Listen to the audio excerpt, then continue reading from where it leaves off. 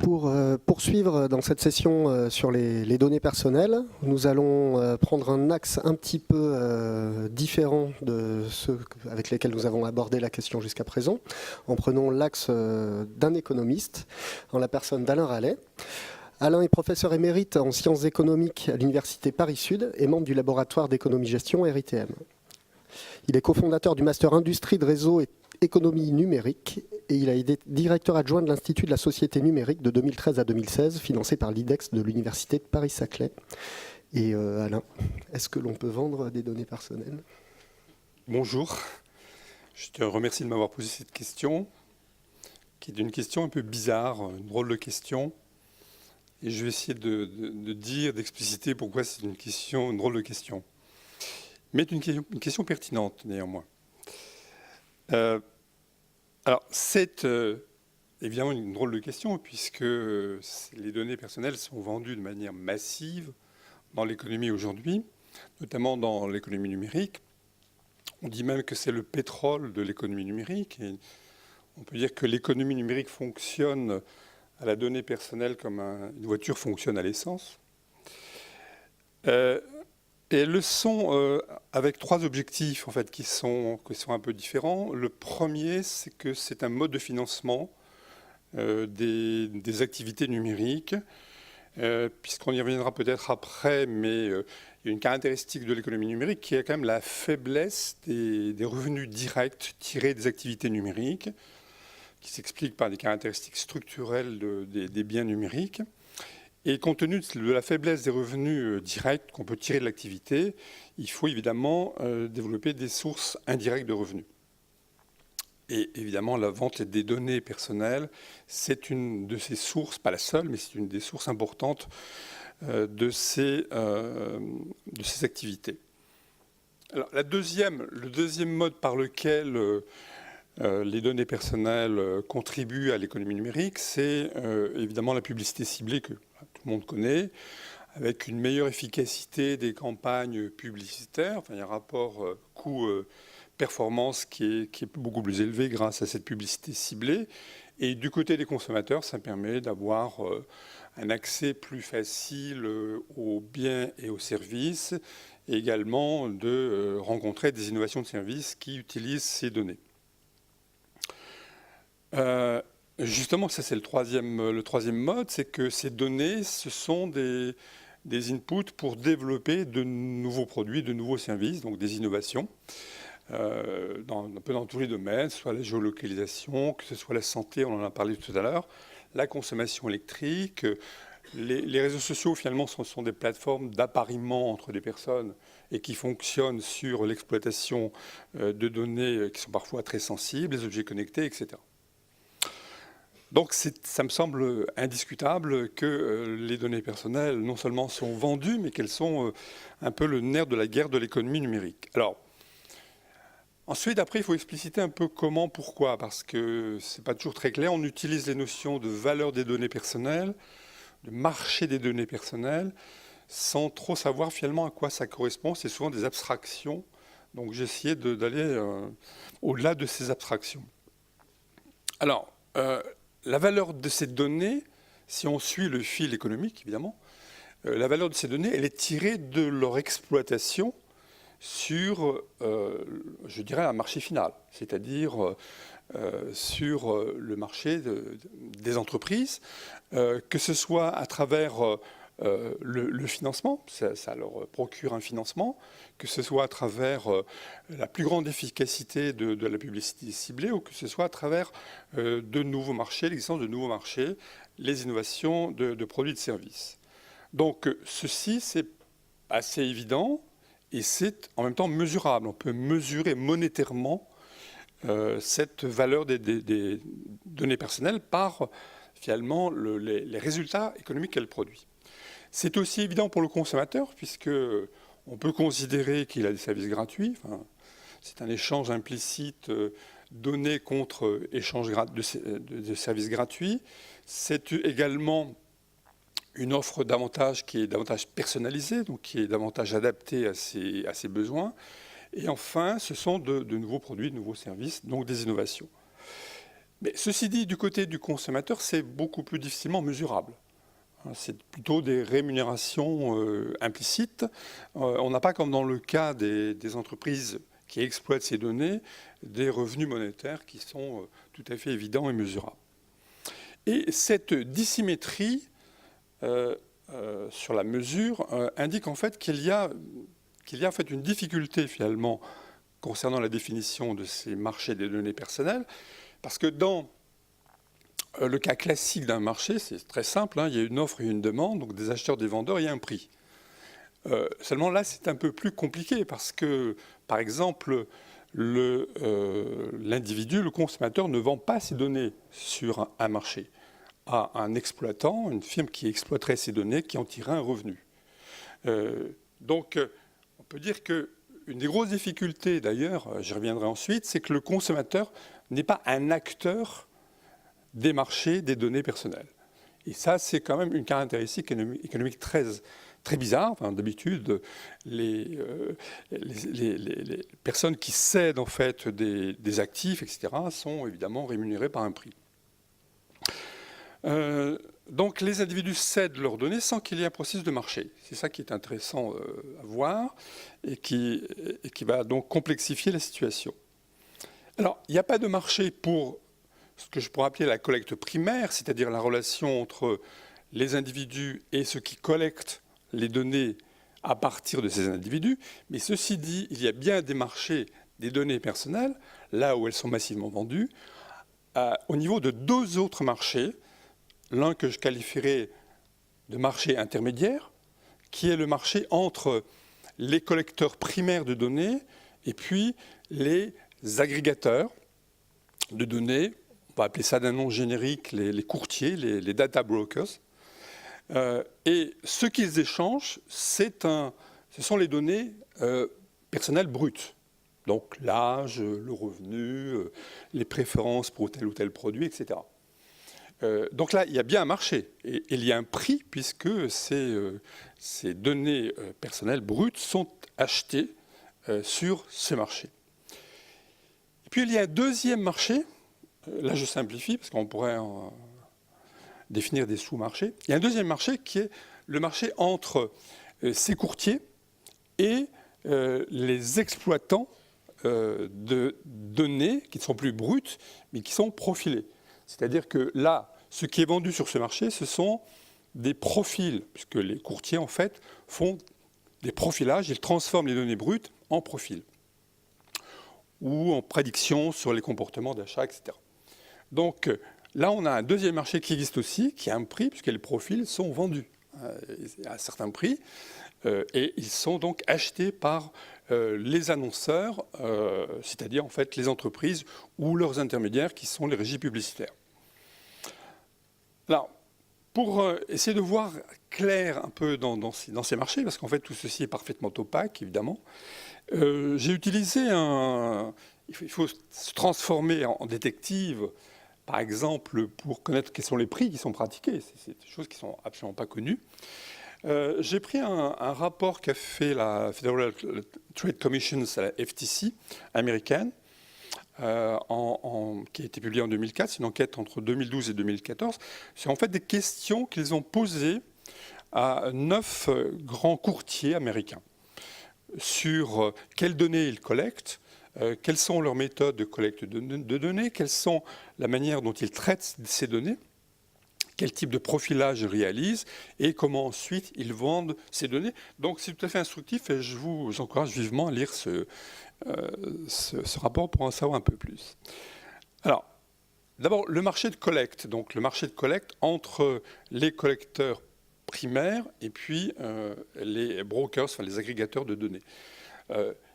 Bon, ici, on voit en fait que ces données sont collectées à la fois online, c'est le bleu, et offline, c'est le marron.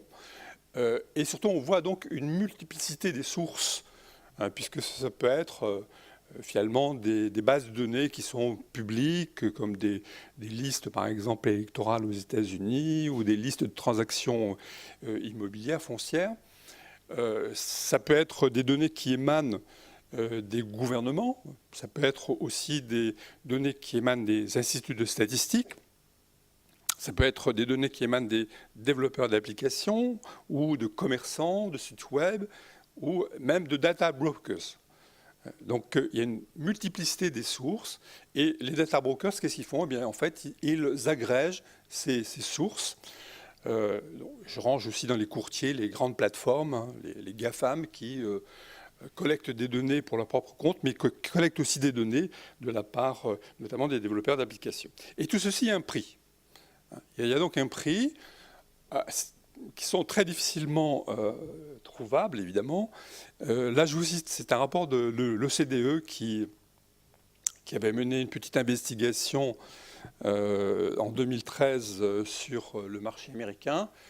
Et on voit donc qu'il y a une inégalité de prix, puisque ça va en fait de 25 $ sur la situation financière, soit des entreprises, soit des personnes, jusqu'à une adresse mail donc, qui fait en fait 50 centimes, pas 50 centimes, il fait 20 centimes en fait de dollars.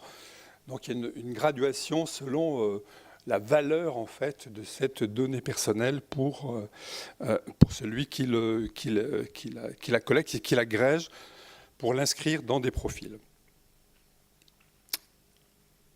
Alors, la complexité du marché, c'est un marché donc qui est très complexe puisque ici, c'est un graphique qui montre, à partir des sources qui sont gouvernementales, qui sont des sources publiques qu'on peut trouver ou qui sont des sources commerciales, ce graphique montre qu'en fait, une grande partie de ce marché, c'est un échange, ce sont des échanges entre data brokers eux-mêmes. Hein, puisque, par exemple, dans le rapport de la FTC, les 9 courtiers obtiennent plus de données personnelles des autres courtiers que de sources originales. Et puis, sur les 9, il y en a 7 qui vendent aussi à d'autres brokers. Donc, c'est un marché qui est donc très complexe, qui fait qu'il devient extrêmement difficile pour un individu de remonter jusqu'à la source originale, puisqu'il y a des croisements de données qui ne cessent d'intervenir. Alors, les courtiers, peut-être que je ne sais pas si vous les connaissez, mais donc ce sont des entreprises, les plus gros qui sont d'une certaine taille. Peut-être le plus connu ou le plus gros, disons, c'est Experian, qui est une firme anglo-irlandaise avec 5 milliards de dollars de chiffre d'affaires, présente dans 90 pays, et qui a, par exemple, des données personnelles sur 95% des ménages en France. Il n'y en a pas qu'en France. Axiom, c'est le gros courtier américain, 1,2 milliard de dollars. Ils ont des données personnelles sur 700 millions de personnes dans le monde, c'est quand même assez impressionnant. Et ils ont 3000 éléments sur presque chaque consommateur américain. 3000 éléments, donc 3000 données relatives à chaque consommateur américain. Après, il y a d'autres qui sont plus spécialisés dans les données immobilières, financières. Datalogic qui a fait un partenariat avec Facebook pour savoir si les internautes qui ont Facebook ont cliqué quand ils cliquent sur une publicité qui est sur Facebook, est-ce qu'ils achètent ensuite offline, donc pour voir ce qu'on appelle les ventes cross-channel. Datalogic, donc ID Analytics, c'est sur l'identité des personnes. Comme on l'a dit tout à l'heure, c'est un marché extrêmement important aux États-Unis. D'autres qui analysent les social media, etc. Alors, ces brokers, alors ça c'est le deuxième marché, hein, donc la vente de services à des annonceurs, des entreprises. Donc il y a 3 types de produits. Ici, donc c'est à partir du marché américain. Donc il y a des produits marketing, en fait, ce sont des conseils marketing pour replacer les produits, pour améliorer l'efficacité des campagnes publicitaires. Donc c'est du marketing analytics. Risk mitigation, en fait, c'est pour c'est le service d'identification des personnes. Donc on cherche à identifier notamment les consommateurs. Par exemple, si on a une adresse, si on a un numéro de sécurité sociale, mais qu'il est lié à 12 adresses mail différentes, à ce moment-là, on va présupposer que ça peut être un fraudeur, etc. Donc ce genre de service est notamment très utilisé aux États-Unis. Et People Search, c'est pour retrouver des consommateurs, identifier des concurrents, trouver des cas d'entreprise, etc. Alors, je voudrais insister sur quelque chose qui me semble important dans ce marché, c'est la dépossession deux phénomènes de dépossession en fait, pour les personnes elles-mêmes. Une dépossession que je vais appeler technique et l'autre que je vais appeler économique. La dépossession technique, c'est que dans ces marchés, il n'y a pas de contact direct, je l'ai dit, entre l'individu et le brokers. Ça, c'est quand même introduit une difficulté parce que c'est une économie qui est invisible. On a fait un papier qui s'appelle Invisible Economy. C'est une économie qui est strictement invisible.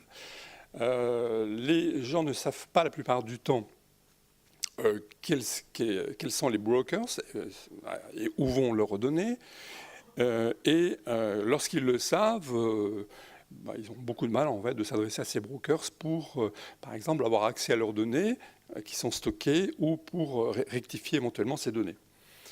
Alors, ça induit tout un débat sur la régulation qui est extrêmement important, qui est très différent aux États-Unis de ce qu'il est en Europe.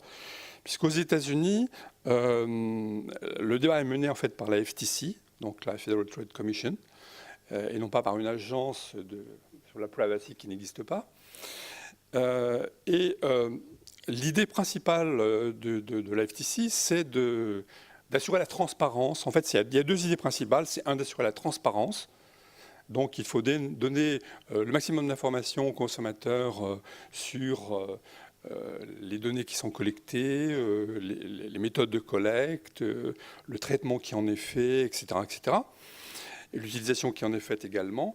Et la suggestion aujourd'hui, la FTC, dans son rapport de 2014, suggère au Congrès d'élaborer une législation justement qui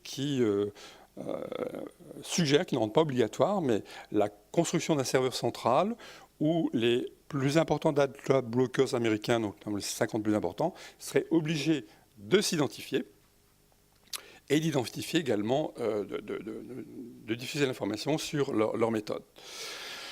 Donc ça, c'est une régulation qui n'est pas contraignante pour les entreprises, mais qui fait reposer la charge de la régulation sur le consommateur. C'est pour l'information pour permettre aux personnes de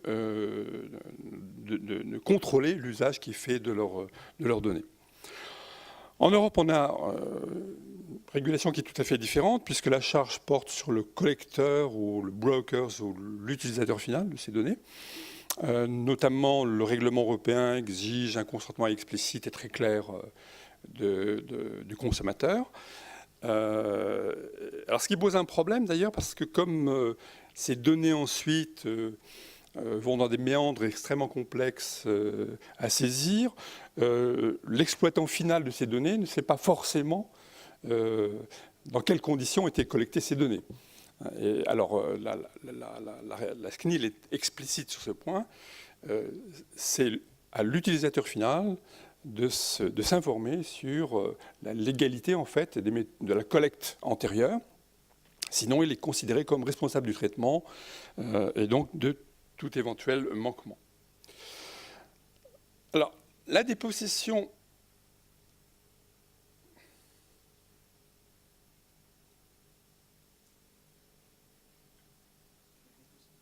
Je suis dépossédé. Ça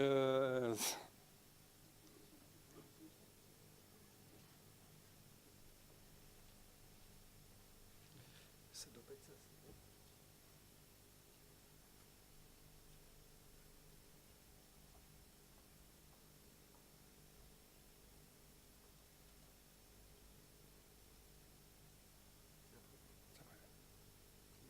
Oui, merci. Donc il y a une dépossession économique qui me semble aussi un phénomène extrêmement important. C'est-à-dire que, en fait, entre les deux marchés, c'est-à-dire entre le premier marché que j'ai décrit de revente des données primaires aux brokers, c'est le deuxième marché qui est la revente des profils aux exploitants finaux. Les données personnelles changent de nature. C'est-à-dire que dans le premier marché, ce sont des données brutes, et dans le deuxième marché, ce sont des données qui sont des données profilées, donc qui servent à catégoriser finalement la population. Or, les valeurs sont absolument incommensurables entre les deux types d'objets de ces marchés. C'est-à-dire que la donnée brute, en fait, a une valeur très faible, une valeur individuelle qui est très faible. Connaître votre âge, finalement, bon, c'est pas une valeur qui va transporter les foules et qui va susciter des enchères considérables. Mais par contre, savoir que vous êtes entre 50 et 60, etc., que vous habitez une zone rurale, que vous êtes diabétique et que vous prenez tel ou tel mode de transport, là, ça devient une cible, effectivement, pour le deuxième marché. Et ça prend donc une valeur extrêmement importante, qui est donc davantage que la somme des parties. En fait. Donc ça, c'est le... or, c'est pas l'individu qui va négocier avec l'exploitant final de ces données. C'est pas lui qui va négocier. Donc, il est en quelque sorte dépossédé de la valeur qui est tirée de l'exploitation de ces données personnelles. C'est ça le problème. Et tout au plus, il pourrait céder ou vendre la donnée sur son âge, la donnée sur sa pointure de chaussure, etc. Mais il va en tirer une très très faible valeur. Alors que la valeur est essentiellement captée par les brokers qui font l'opération de transformation des données brutes en profil. Alors finalement, on a un emboîtement, parce que les économistes pourraient considérer que finalement on a un marché parfait. On aurait un emboîtement de marché, c'est-à-dire qu'on aurait le premier marché entre l'individu et le collecteur primaire, le deuxième marché entre le collecteur primaire et le brokers, et le troisième marché entre le brokers et l'entreprise qui exploite ces données. Et finalement, on aurait une valeur qui va se créer sur le troisième marché et qui va se rediffuser dans les deux premiers marchés. Or, ce n'est pas du tout le cas, et notamment parce qu'il n'y a pas de premier marché, c'est-à-dire qu'il n'y a pas de marché organisé entre l'individu et le collecteur primaire. Alors, je vais donc peut-être aller vers ma conclusion. Donc la question change un peu de nature. C'est pas peut-on vendre des données personnelles, c'est-à-dire dire oui, bien sûr qu'elles sont vendues. C'est peut-on vendre ces données personnelles, ces données à soi. Ça, c'est une autre paire de manches. Alors effectivement, certains proposent, notamment aux États-Unis, proposent d'instituer un marché, le marché entre l'individu et le collecteur primaire. Il y aurait donc un échange marchand explicite entre ces deux parties. Et les arguments sont de deux types. D'abord, le consommateur, actuellement, il est floué. C'est-à-dire qu'avec ces données, on crée beaucoup de valeur et finalement, il n'en reçoit pas beaucoup, même s'il a des services gratuits.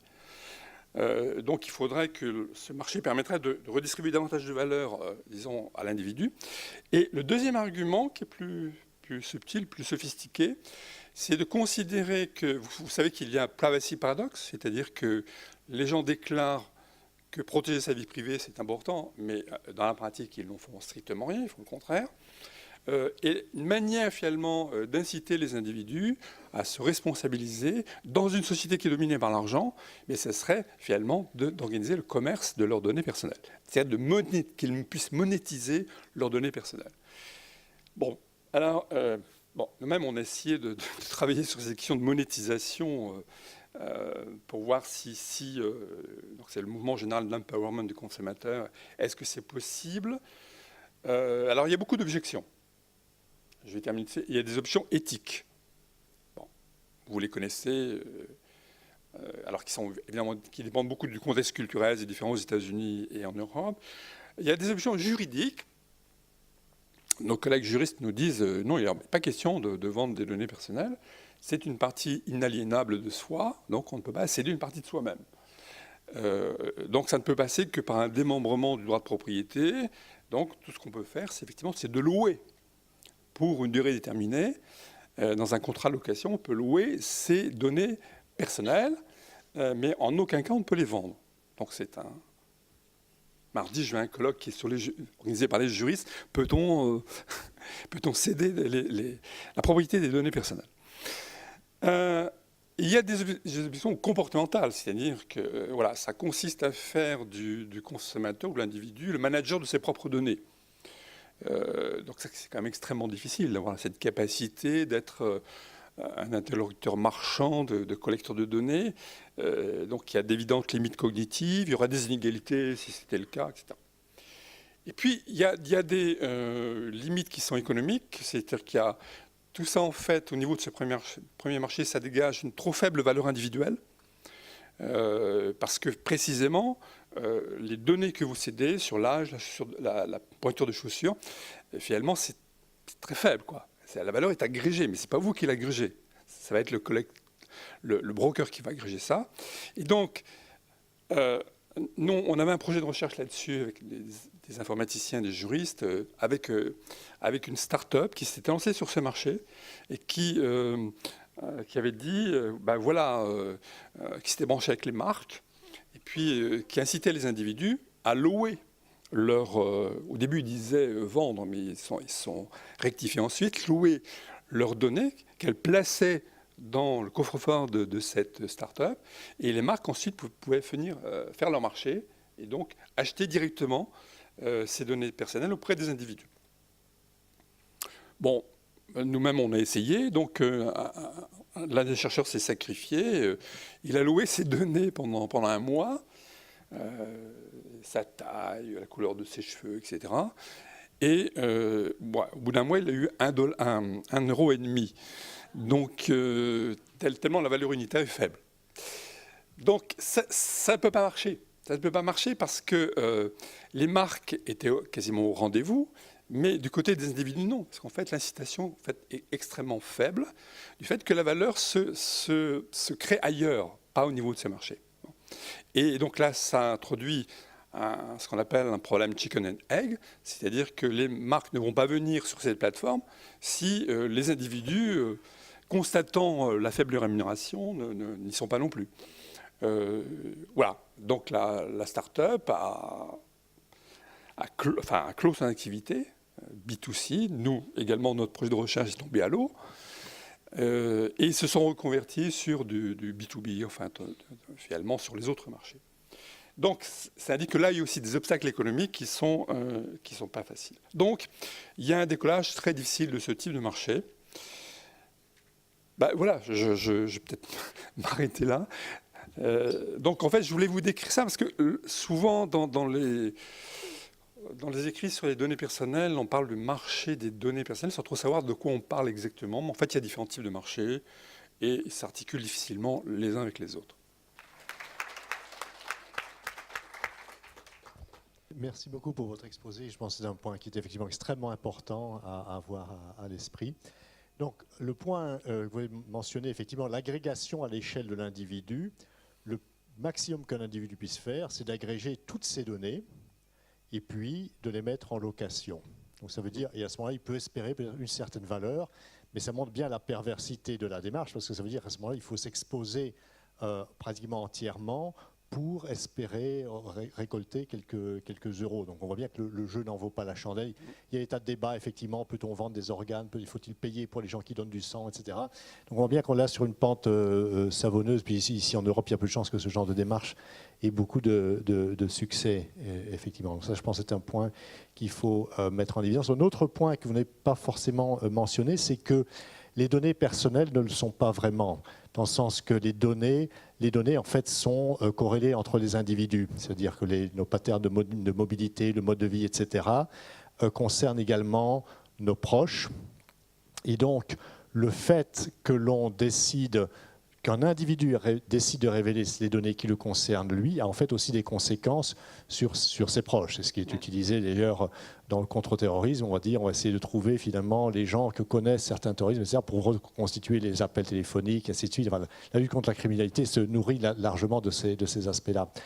Donc ça, c'est un point qui, à mon sens, n'est pas suffisamment soulevé, c'est que les données personnelles ne sont pas strictement personnelles, il y a un caractère collectif, et de la même façon que la sécurité routière ne dépend pas uniquement de la façon dont chaque personne conduit, mais aussi de la façon dont conduisent les autres. Il y a une responsabilité au niveau de société. Donc c'est un choix de société, finalement, de savoir si on souhaite que les données personnelles soient exposées ou pas. Je vais vous demander justement, est-ce que cet aspect-là, cet aspect collectif, cet aspect de responsabilité qui est de même nature, disons que pour prendre un thème important aujourd'hui, la pureté de l'air dans une ville, par exemple, qui est le résultat d'un grand nombre de décisions individuelles, est-ce que ça, c'est pris en compte ?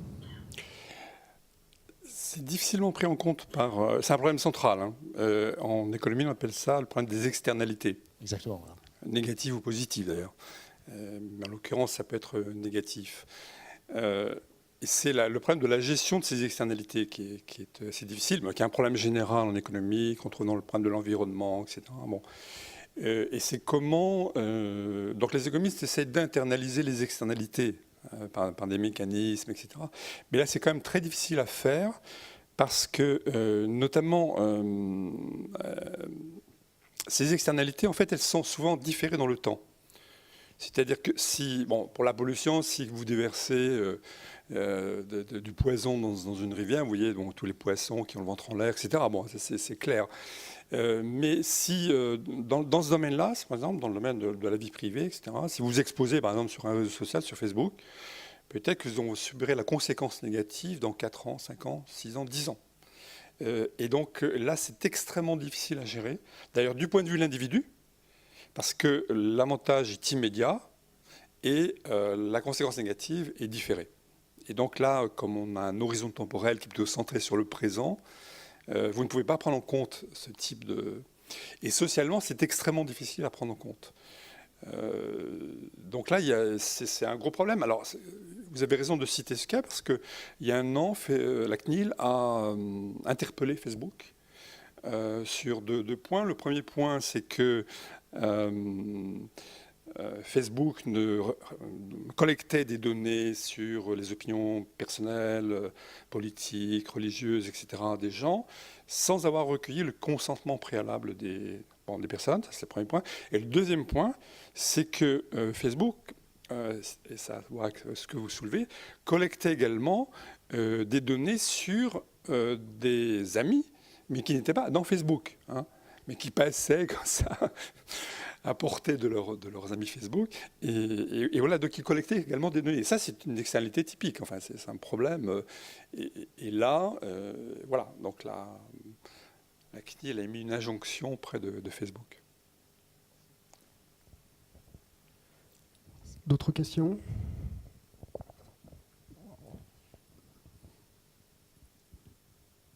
Oui, merci pour la présentation. Je suis juste là. Donc, oui, je suis surpris parce qu'en fait, vous parlez de marchés qui sont vraiment, j'ai l'impression qu'ils sont régulés, enfin en gros. Donc du coup, j'ai deux questions. La première, est-ce qu'on ne peut pas les influencer en créant des données massives et qui sont archi-fausses, c'est-à-dire de fausses identités partout ? On envoie, puisque c'est monétisé derrière, donc pourquoi pas ? Et puis la deuxième, en fait, vous parlez de marchés qui sont plus ou moins blancs. Alors qu'en est-il des marchés noirs de la donnée sur oui, par exemple, sur tout ce qui est réseau Darknet, Deep Web, etc. quoi. Donc, voilà.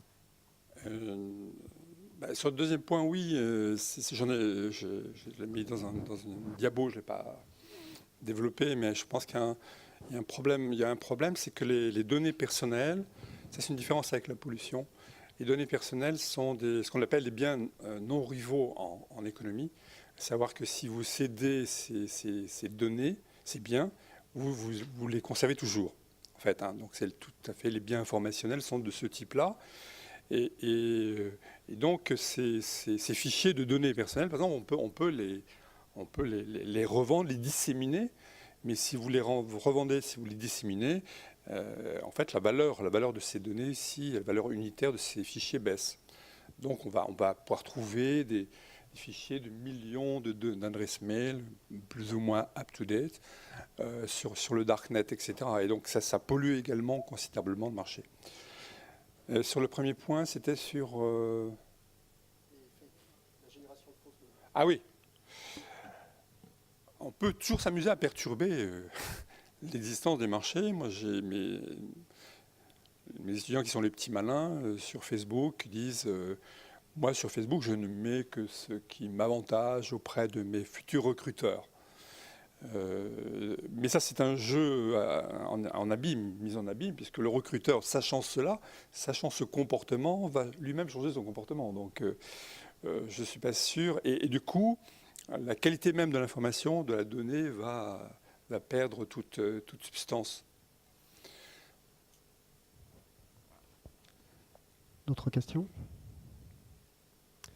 Moi, je vois un petit paradoxe dans le fait que les données personnelles sont le pétrole de l'Internet, des services sur Internet. Donc, elle finance tous les services que je reçois d'Internet, et ils sont nombreux, enfin pour ma personne. Pour autant, si je veux vendre mes données, je les vends pour un pouillème. Donc d'où vient ce paradoxe? Il y a de la valeur qui est créée suffisamment pour me financer mes services, mais je ne suis pas capable d'obtenir, si je décidais de vendre mes données, quelque chose avec une valeur corrélée à ce que je reçois. Je pense que c'est le problème d'un mécanisme général de l'économie numérique. Quand on le voit dans d'autres domaines, par exemple les biens culturels. C'est-à-dire vous avez ceux qui sont dans une position stratégique, donc les brokers ou les plateformes, ont la capacité de capter la valeur qui se dégage de l'écosystème et redistribuent qu'une très faible fraction de la valeur créée. Donc il y a une déconnexion entre le lieu où la valeur est créée et le lieu où, finalement, l'acteur économique investit lui-même, par exemple l'individu ou le musicien, etc. Et c'est cette déconnexion, en fait, qui crée le problème économique. Moi, ce que j'ai appelé la dépossession, qui est un problème structurel. C'est-à-dire que dans ce dispositif, dans cette organisation des écosystèmes numériques, finalement, l'individu n'est pas en pouvoir de capter une valeur très importante de la monétisation de ces données personnelles. C'est ça le problème. Alors, est-ce qu'il existe un autre système? Peut-être. Peut-être des systèmes qui soient moins fondés sur l'exploitation, à ce moment-là, des données personnelles. Mais ça, c'est peut-être la table ronde après. Comment? Ouais. Tout à fait. Donc je pense qu'on commence exactement à rentrer dans les sujets qu'on va aborder pendant la table ronde. Donc encore merci Alain.